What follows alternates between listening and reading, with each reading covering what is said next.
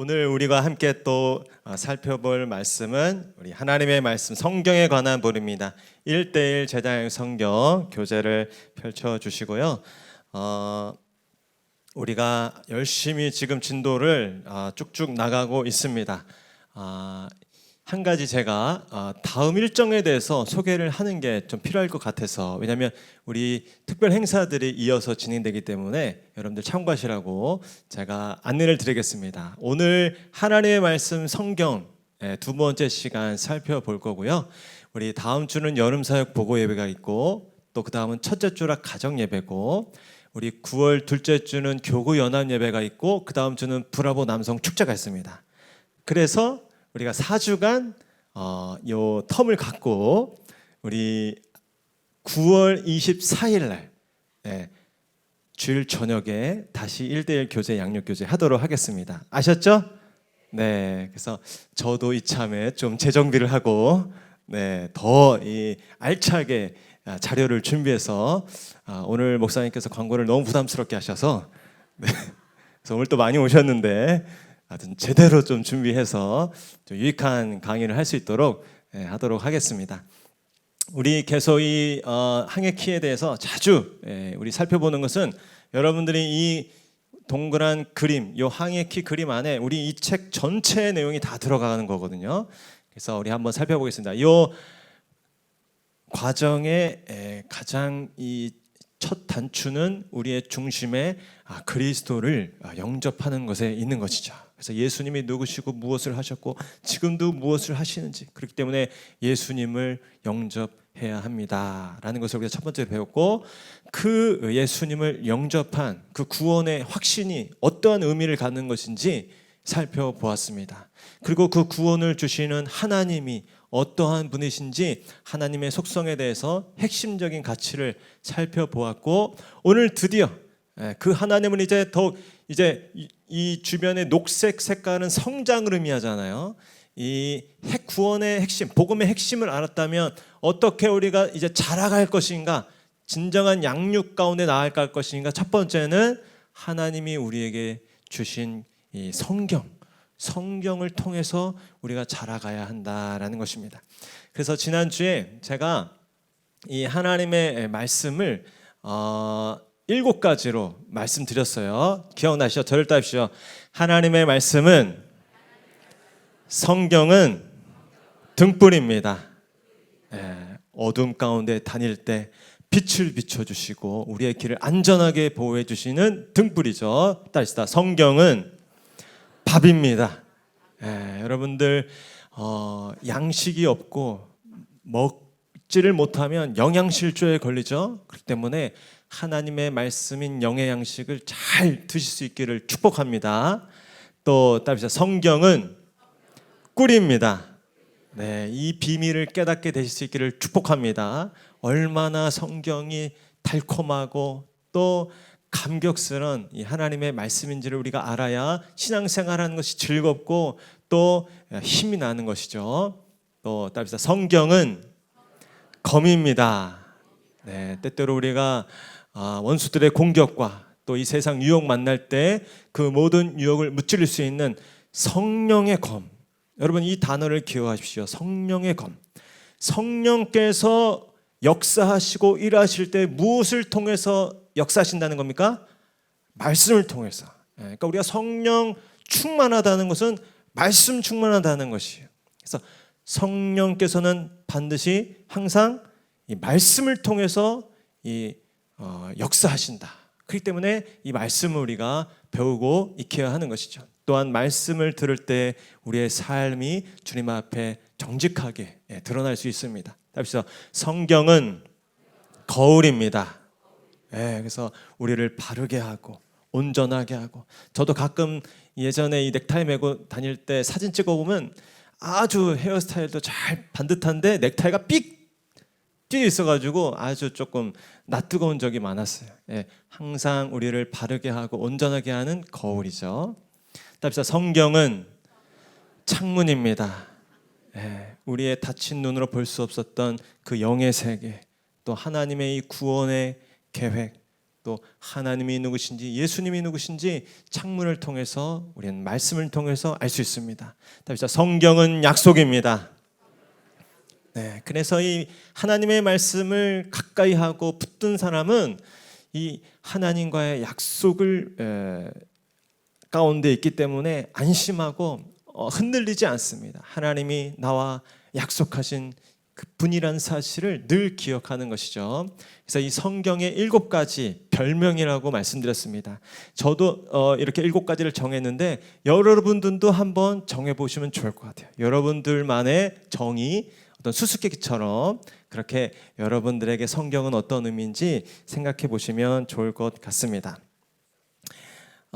성경이 어떤 책인가 우리 지난주에서 계속 살펴볼 텐데 성경에 대한 정의는 다양하게 내릴 수 있죠.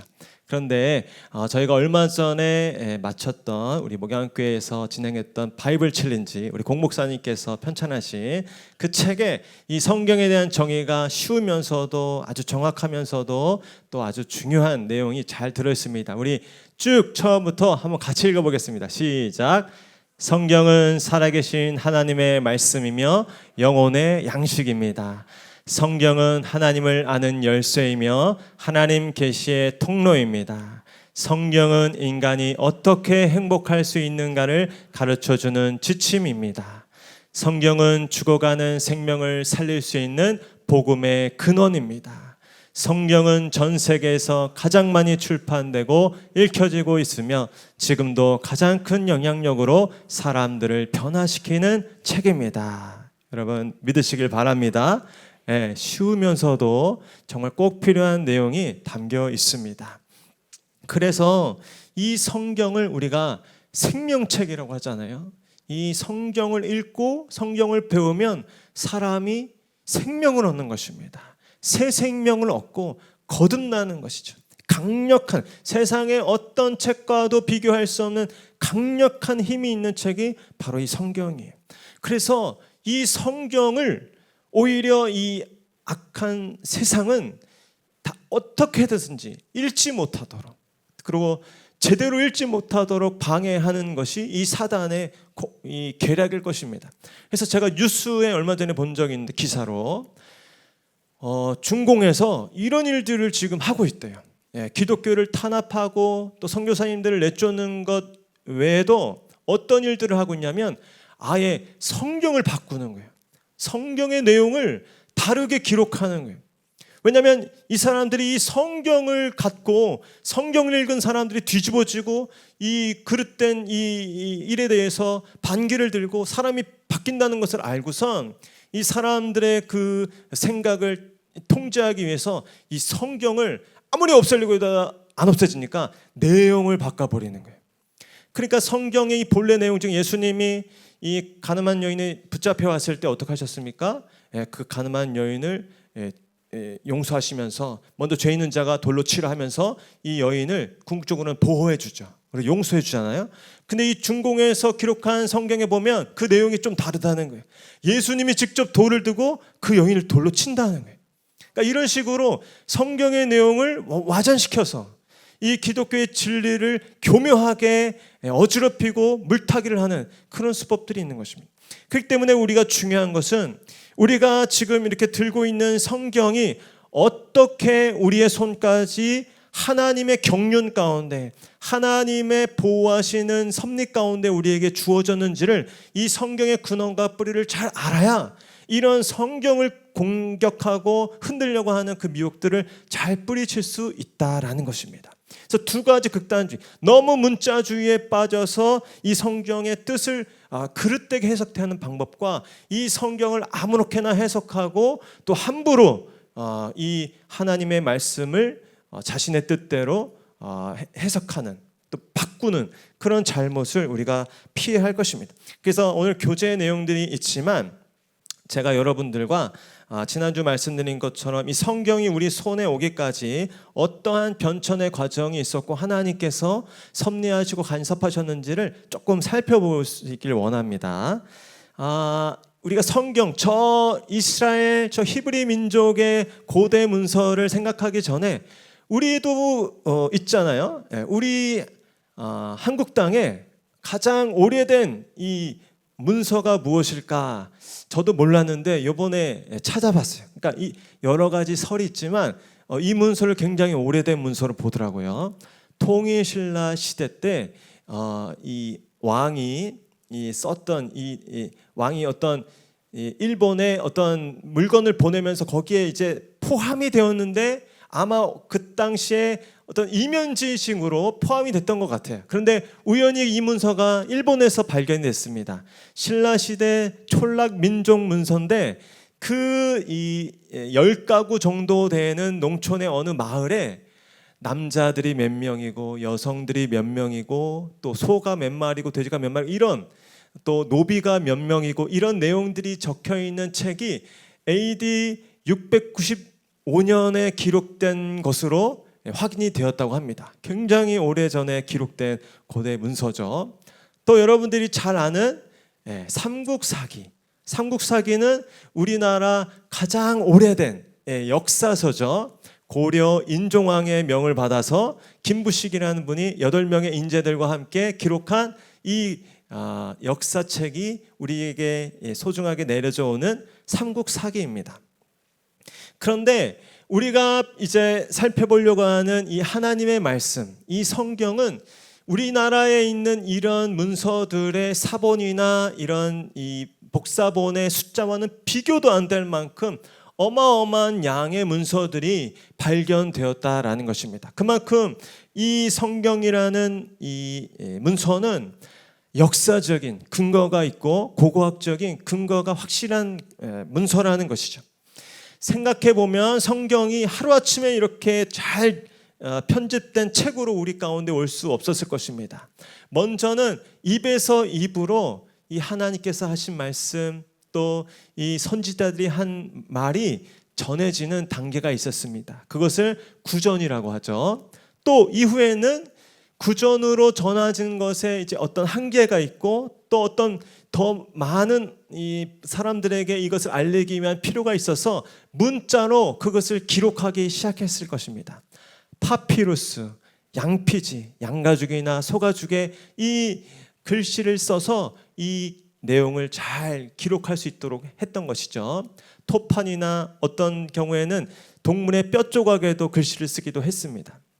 이제 15세기 오면서 구텐베르크 아시죠? 이 발명가가 활판 인쇄술을 발견했어요. 그러면서 어떤 큰 전환이 왔죠. 그래서 이렇게 종이에 예쁘게 이 성경이 기록되어서 안전하게 보존되기 시작했습니다. 요즘은 어떻습니까? 이런 종이 성경 책도 중요하지만 요즘은 너무나도 이 핸드폰 어플과 이 웹에서 우리가 볼 수 있는 이 문서들이 잘 되어 있기 때문에 이북과 또 이 웹으로 이 성경 말씀이 온 세계 각국 가운데 또 잘 퍼져가고 있습니다. 이렇게 구전으로 전해지던 말씀이 문자로 기록되었고 또 그 문자가 인쇄술이 개량되면서 아주 전 세계적으로 확산되었으며 또 웹이 발달하면서 오히려 이 하나님의 말씀이 정말 어린아이의 서리부터 우리 노년에 이르기까지 모든 세대 가운데 말씀이 퍼지게 되었다라는 것을 우리가 한번 생각해 보게 되는 것이죠. 이 성경책이 누구 성경책이냐면 제 성경책입니다. 그래서 우리 제가 즐겨 써서 형광펜도 긋고 또 옆에 첨삭도 하는 성경책인데 왜 이 성경책 보여드리면 이 성경책 맨 뒷표지에 보면 열린 노트 성경 해가지고 쭉쭉 어느 출판사에서 또 어떤 분들의 감수를 받으며 이 책이 몇 년도에 처음 펼쳐졌고 또 몇 판째 이제 인쇄되어서 지금 판매되고 있는지 기록되고 있습니다. 그런데 맨 밑에 보면 이것이 성경전서 개역 개전판이다라는 것을 정확하게 명시하고 있어요.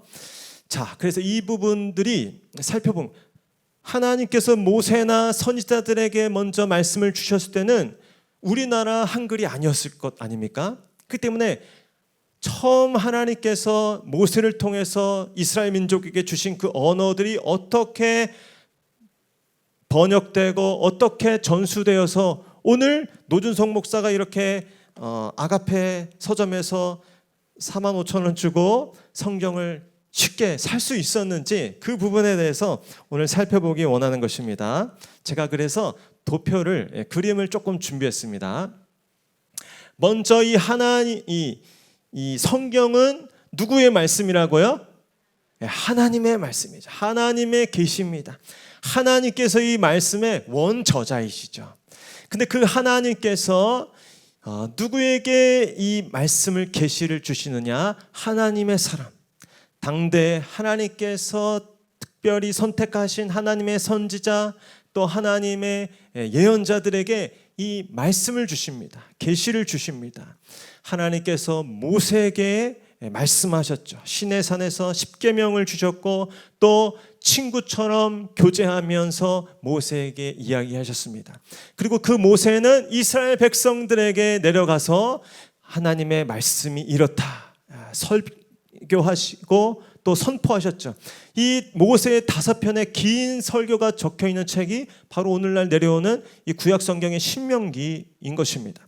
이처럼 그렇다면 이 모세도 구전으로 이 전하던 하나님의 말씀을 언젠가 기록을 했겠죠. 가장 먼저 성서 원본이 기록되었을 것입니다. 창세기, 출애굽기, 레위기, 민수기, 신명기, 이 모세오경을 우리가 모세가 썼다고 알고 있다면 모세가 아마도 자신이 살았던 그 1500년 기원전 1500년경에 이 모세오경을 썼을 것이다 라고 우리가 생각하는 것이죠. 그리고 구약 성경이 가장 마지막에 쓰여진 책이 말라기잖아요. 말라기가 쓰여졌을 때라고 추측하는 연도는 BC 400년경입니다. 예수님이 오시기 400년경에 이 구약 성경의 마지막 책인 이 말라기서가 쓰여진 거예요. 성경 원본이 있었을 것입니다. 말라기가 썼던, 이사야가 썼던, 에레미야가 썼던 첫 번째 기록한 원본이 있었을 것이에요. 그런데 그 원본만으로는 부족하잖아요. 더 많은 이 지역에 또 많은 사람들에게 성경이 필요했습니다. 그래서 이 성경을 필사하기 시작한 것이죠. 그 필사한 것을 따서 성경 사본, 한 번 더 성경 사본. 여러분 우리가 코로나 때 이 서바이벌 하면서 성경 필사하셨잖아요. 마치 꼭 그렇습니다. 이 원본, 이 사본 성경이 있지만 이것을 우리가 어떤 목적에 의해서 사본으로 기록하는 것이죠. 이 사본은 여러 명이 다양한 이 환경과 상황 속에서 사본을 기록했을 것입니다. 그래서 이 성서 원본은 지금 하나님께서 감추셔서 이 원본은 남아있는 것이 없어요. 그러나 우리에게 남아있는 것은 이 사본인데 사본은 히브리어로 적혀 있습니다. 지금 구약 성경에 대해서 이야기하는 것이죠. 그래서 가장 이 공신력 있는 이 오래된 이 원어를 필사했다고 보는 사본에 최근까지 아주 권위 있었던 사본은 마소라 사본이에요. 마소라 사본. 이 사본은 AD 1000년경에, 그러니까 주후 1000년경에 이 집대성이 된 아주 히브리 성경 중에 가장 오래된 사본이었습니다. 그런데 사람들이 그때까지만 해도 많은 의심을 했어요. 왜냐하면 말라기서가 쓰여지고 이 히브리어 마소라 사본이 발견되기까지 벌써 1400년경이 지났잖아요. 그러니까 그 사이에 오죽 이 오류가 많았겠지 않느냐. 그 1400년이라는 이 시간 속에서 성경이 이렇게 저렇게 우리가 편지 하나만 베껴서도 오타가 많고 또 실수가 많은데 얼마나 많은 내용이 변화됐겠느냐. 그러니 이 마소라 사본을 우리가 하나님의 이 계시라고 받아들일 수 있겠느냐. 이런 의견이 많았어요. 그런데 결정적으로 1947년에 우연히 저 광야에서 사해사본이라는 것이 발견됩니다. 아주 중요한 이 사본에 따라 사해사본이 발견됐는데 글쎄 이 사본의 연도를 측정해 보니까 BC 100년부터 AD 70년 사이 예수님이 태어나기 전부터 기록된 문서가 아주 잘 보존되어 있는 거예요. 이사야서 같은 경우 거의 완벽하게 이 보존이 되어 있는 것입니다. 그런데 이 문서가 왜 중요하냐? 지금 이 사해사본과 마소라 사본도 간격 차이가 1000년이 넘어요. 1000년이 넘어요. 마소라 사본은 구약 성경 전체가 있습니다. 이사야서가 있을 거 아니에요? 사해사본에도 이사야서와 시편과 예레미야 등 여러 문서가 발견됐어요. 이사야서는 전체가 발견됐어요. 이사야서 전체 두 개를 비교해 봤는데 틀린 게 거의 없다는 거예요. 거의 100% 일치한다는 거예요. 내용이. 1000년의 기간이 있었는데 이사야서, 이 사해사본과 마소라 사본의 차이가 거의 없다는 것입니다. 그러니 어떻습니까? 이 성서가 얼마나 철저하게 완벽하게 보존되었는지를 우리가 신뢰할 수 있는 것이죠. 하나님께서 간섭하시고 개입하셔서 보존하셨다는 것을 깨닫게 되는 것입니다. 여러분, 그래서 이 하나님의 말씀이 지금은 우리가 이 고대 문서에 대해서 우리가 다 헤아릴 수는 없지만 성경에 있는 사본들을 이 정리한 그런 이 책도 있어요. 이 신약의 본문이라는 이 사본학에 대한 책도 있습니다. 궁금하시면 제가 하나 빌려드릴게요. 그래서 이 사해사본이 참 중요하기 때문에 제가 영상을 하나 또 준비했습니다. 그 영상 한번 보고 이어서 말씀 나누겠습니다. 이스라엘과 요르단의 경계에는 소금호수 사해가 펼쳐져 있는데요. 사해 북서쪽을 향하다 보면 사막과도 같은 폐허가 나타납니다. 바로 성서의 도시 쿰란입니다.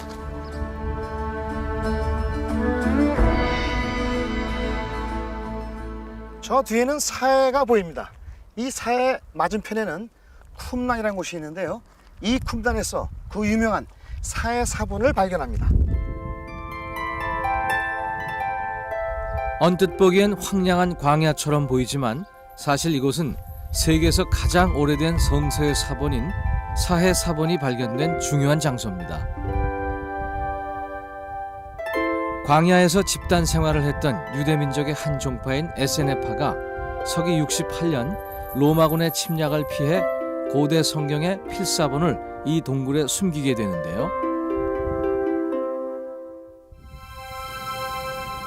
오랜 세월 동굴 안에 잠들어 있던 성경 사본은 1947년에서야 잃어버린 양을 찾던 한 양치기 소년이 우연히 동굴을 발견하며 세상의 모습을 드러냅니다. 동굴 안 항아리에서 양피지에 성경을 적은 두루마리, 바로 이 사해 사본이 발견된 거죠.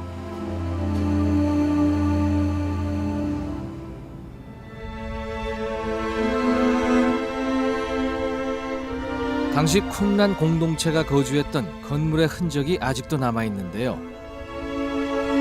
건조한 기후 덕에 2000년이 넘는 시간 동안 사해 문서를 보존할 수 있었던 이 뜨거운 태양 아래서 쿰란의 사람들은 어떻게 살아갈 수 있었을까요?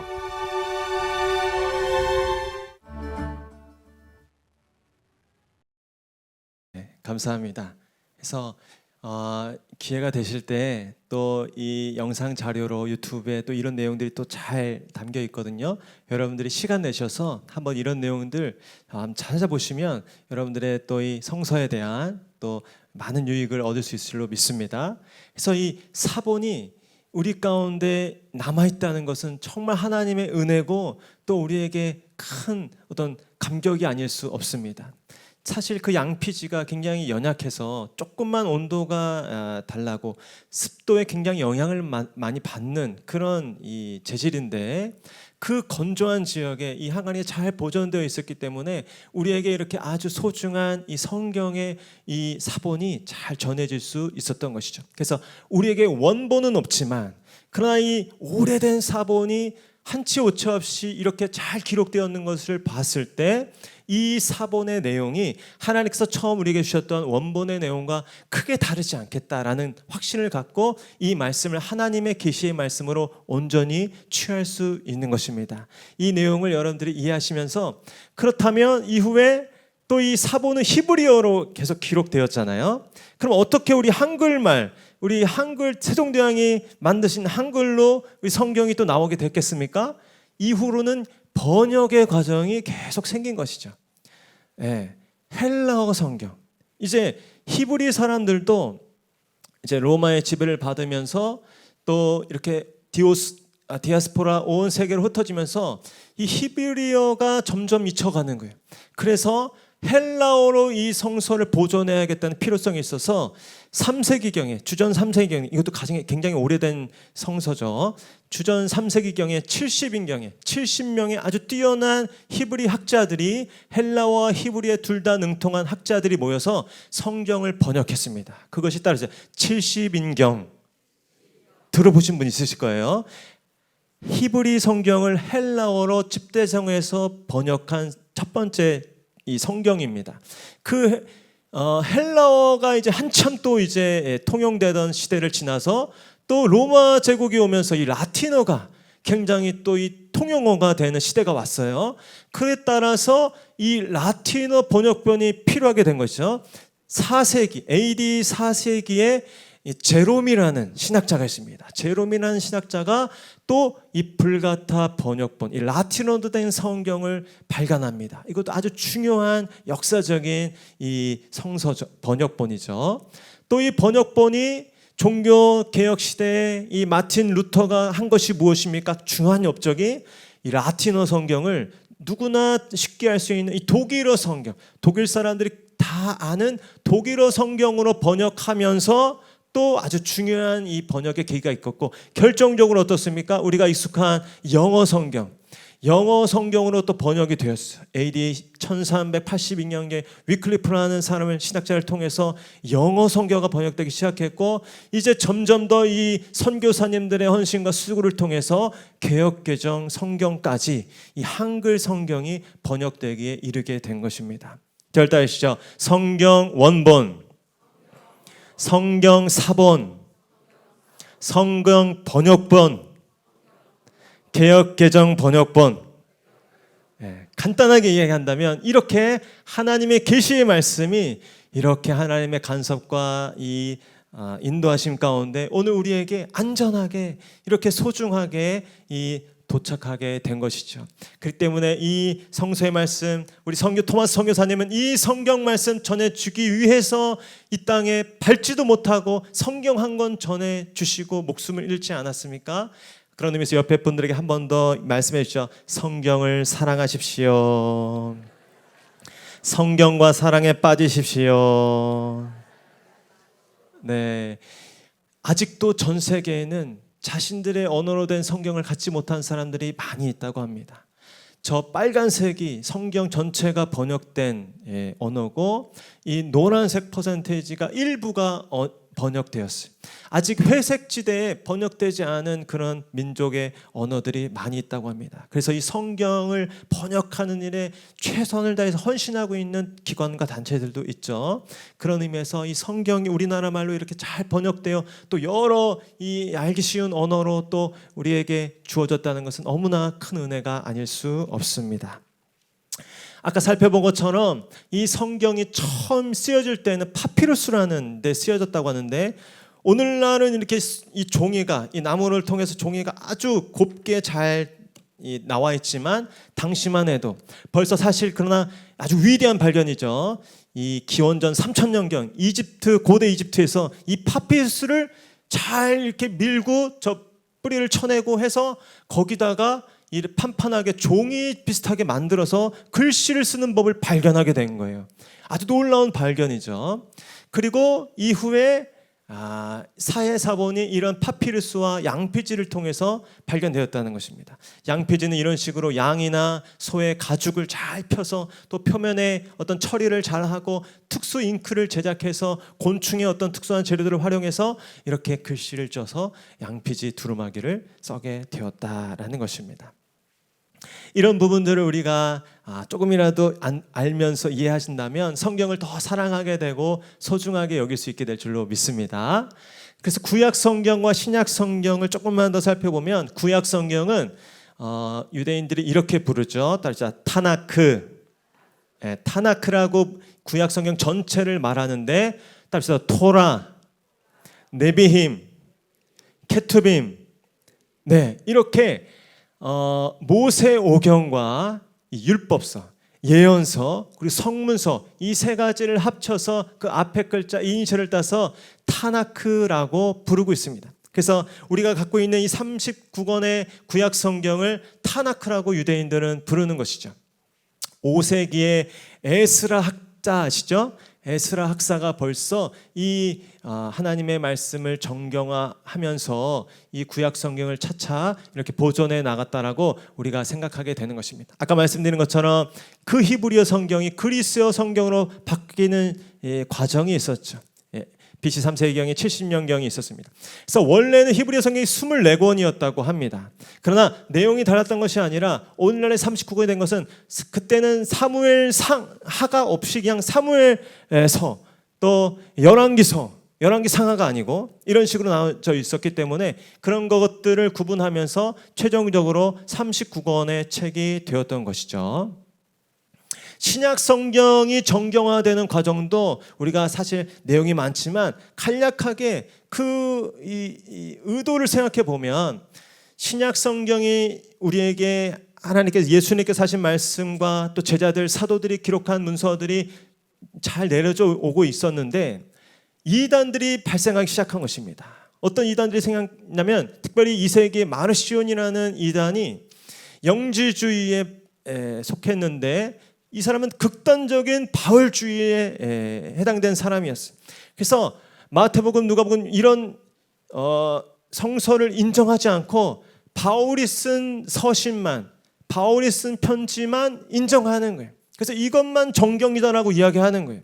그래서 이 부분을 바로잡을 필요가 있어서 4세기 아타나시우스라는 이 유명한 알렉산드리아의 감독이 성경의 정경이 무엇인지, 신약 성경의 정경이 무엇인지 다시 한번 정립하고 그것이 회의를 거쳐서 오늘 우리가 카르타고 397년 카르타고 회의를 통해서 확정이 되었습니다. 중요한 것은 이 카르타고 회의에 모인 이 지도자들에 의해서 성경이 정경화된 것이 아니라 이미 하나님께서 주신 성경이 있었던 것을 이것이 정말 하나님께서 우리에게 주신 말씀이라는 것을 다시 한번 재확인한 과정이었다는 것을 우리가 기억해야 할 것입니다. 그래서 이 내용이 복잡한 도표로 나타나 있는데 이 내용을 다 나누지는 않겠습니다. 언젠가 기회가 되면 좀 더 자세히 나눌 수 있을 때 어떻게 그 출애굽 시대부터 이 예수님이 오셔서 이 킹제임스 버전이 번역되기까지 이 하나님의 말씀이 정경화되는 과정을 거쳤는지 한번 도표를 살펴보셔도 좋겠습니다. 한 가지 말씀드리고 싶은 것은 성경에 보면 정경이라는 말이 있고 외경이라는 말이 있고 위경이라는 말이 있습니다. 정경은 기독교에서 경전으로 채택하여 사용하고 있는 성경이죠. 그래서 구약 성경은 특별히 39권으로 우리가 정경으로 취하고 있습니다. 그런데 같은 기독교 내에 있지만 이 개신교 외에 예를 들면 천주교 같은 경우는 14권의 이 아래에 있는 외경까지도 정경으로 포함하고 있는 것에 있어서 차이가 있는 것이죠. 그러나 히브리 민족, 이스라엘 사람들은 우리처럼 이 개신교처럼 똑같이 이 39권만 정경으로 사용하고 있고 외경은 도움은 되나 유익은 되나 하나님의 이 캐논 정경으로는 볼 수 없다고 보는 책이 바로 외경입니다.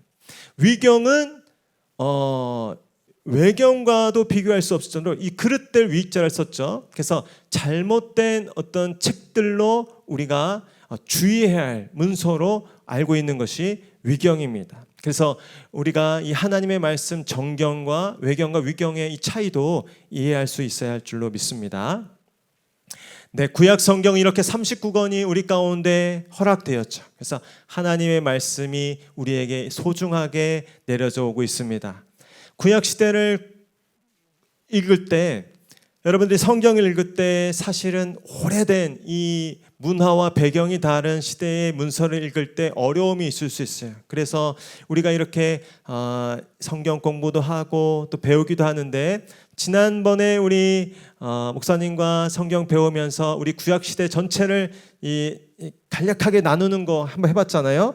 저와 한번 같이 한번 기억해 보도록 하겠습니다. 저를 따라하시죠. 창조 시대, 족장 시대, 출애굽과 광야 시대, 정복 시대, 사사 시대, 통일 왕국 시대, 분열왕국 시대, 포로 시대, 포로 귀환 시대. 기억이 새록새록 나시죠? 그래서 구약 성경이 이 시대와 역사에 거쳐서 또 언제 기록되었는지를 또 우리가 살펴볼 수 있는 것입니다. 또 신약 성경도 마찬가지예요. 신약 성경도 복음서, 역사서, 바울서신, 일반서신, 예언서 이렇게 구분을 통해서 27권의 하나님의 말씀이 우리 가운데 주어졌다는 것을 기억할 수 있습니다.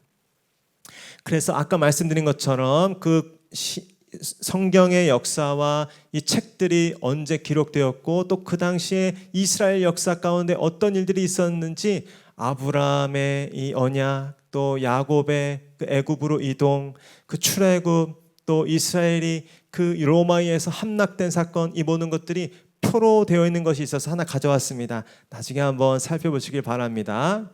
네, 이 내용은 신구약을 합쳐서 한 내용이에요. 이 복잡해 보이지만 나중에 한번 자세히 한번 살펴보면 너무나도 이 이스라엘 주변 세계의 역사와 이스라엘의 역사와 그 성경의 이 책들을 아주 잘 정리한 내용입니다. 이 내용도 한번 나중에 살펴볼 수 있으면 좋겠습니다. 오늘 우리가 이 교재에 있는 내용 조금만 살펴보고 마치려고 하는데요. 여러분, 성경 전체 중심 인물, 그래서 이런 다양한 시대와 이 모든 상황들이 있었지만 그럼에도 불구하고 이 성경이 통일성을 갖는 것은 이 성경의 중심 인물이 누구이기 때문입니까? 예수 그리스도이기 때문이죠. 우리 한번 같이 읽어보겠습니다. 시작. 너희가 성경에서 영생을 얻는 줄 생각하고 성경을 연구하거니와 이 성경이 곧 내게 대하여 증언하는 것이니라. 아멘. 그래서 성경을 묵상하고 또 성경을 배울 때 항상 기억할 것은 이것은 예수님의 말씀이구나. 예수님이 이 땅에 오셔서 어떤 일을 하시고 또 이 예수님을 통해서 하나님께서 어떻게 이 역사를 이끌어 가실지를 주제로 이 말씀을 살펴보셔야 하는 것이죠. 또 한 가지, 그래서 이 하나님의 말씀을 대하는 그리스도인의 당연한 자세가 무엇인지 또 우리에게 묻고 있어요. 여러분 어떻게 적으셨어요? 우리 말씀 한번 같이 읽겠습니다. 시작. 갓난아기들 같이 순전하고 신령한 젖을 사모하라. 이는 그로 말미암아 너희로 구원에 이르도록 자라게 하려 함이라. 아멘. 그렇습니다. 사모하는 마음으로 성경을 읽어야 하는 것이죠. 옆에 분들에게 말씀입니다. 사모하는 마음으로 읽으십시오. 우리 아이가 지금 꽤 나이가 큰 것 같은데도 벌컥벌컥 이 젖을 먹고 있습니다. 이 우는 아이에게 젖을 딱 꽂아주면 울음을 뚝 그치죠. 그 먹던 젖병 뺏어 보신 적 있으세요? 난리가 납니다. 여러분 그 정도로 하나님의 말씀을 사모하시고 간절히 원하실 수 있기를 축복합니다. 그래서 성경 연구 5가지 방법이 있는데 오늘 한 가지나 2가지만 하겠습니다. 로마서 말씀 같이 읽겠습니다. 시작. 그러므로 믿음은 들음에서 나며 들음은 그리스도의 말씀으로 말미암냐. 들읍시다. 믿음은 들음에서 납니다. 아멘. 그래서 이렇게 묻고 있는 거예요. 어떤 마음이 하나님의 말씀을 잘 듣고 실행할 수 있는 마음입니까? 우리 누가복음 말씀 같이 읽겠습니다. 시작. 좋은 땅에 있다는 것은 착하고 좋은 마음으로 말씀을 듣고 지키어 인내로 결신하는 자니라. 잘 들어야 하는데 잘 들으려면 마음이 중요하잖아요. 어떤 마음이라고요? 착하고 좋은 마음. 빈틈없고 신중한 마음도 좋고 열려있으나 냉담한 마음도 좋지만 가장 성경이 요구하는 마음은 착하고 좋은 마음이라는 것입니다. 여러분 모두는 다 하나님의 착하고 좋은 마음밭으로 하나님께서 기경하여 주실 줄로 믿습니다. 또 묻고 있을 거예요. 데살로니가 전서와 사도행전 말씀은 특별히 듣는 거라고 했을 때 우리에게 실제적으로 하나님의 말씀, 특별히 주일 설교 또 주중 예배 설교를 어떻게 들어야 하는지 가르쳐주고 있습니다. 데살로니가 전서 말씀과 사도행전 말씀 이어서 같이 읽겠습니다. 시작. 이러므로 우리가 하나님께 끊임없이 감사함은 너희가 우리에게 들은 바 하나님의 말씀을 받을 때 사람의 말로 받지 아니하고 하나님의 말씀으로 받음이니 진실로 그러하도다. 이 말씀이 또한 너희 믿는 자 가운데서 역사하느니라. 베레아에 있는 사람들은 데살로니가에 있는 사람들보다 더 너그러워서 간절한 마음으로 말씀을 받고 이것이 그러한가 하여 날마다 성경을 상고함으로. 그러니 어떻습니까? 하나님의 말씀 들 때 어떤 태도를 강조하고 있습니까? 사람의 말로 듣지 아니하고 하나님의 말씀으로 받으라라는 것입니다. 저를 다시 사람의 말로 듣지 아니하고 하나님의 말씀으로 받겠습니다. 어려운 부분이 있죠. 내 눈앞에 보이는 것은 사람인데 어떻게 하나님의 말씀으로 들을까? 여러분, 그러나 하나님께서는 말씀하시는 분이라는 사실을 믿으시길 바랍니다. 그리고 하나님께서는 하나님의 택한 자들을 세우셔서 통로로 사용하셔서 그 말씀을 전한다는 사실을 분명히 기억할 수 있기를 바랍니다. 이것이야말로 착하고 좋은 마음이죠. 제가 목양교회 와서 많은 우리 신방을 하거나 성도님들을 들을 때 어떤 이야기를 많이 하냐면, 오늘 말씀은 꼭 저에게 하신 말씀 같다는 거예요.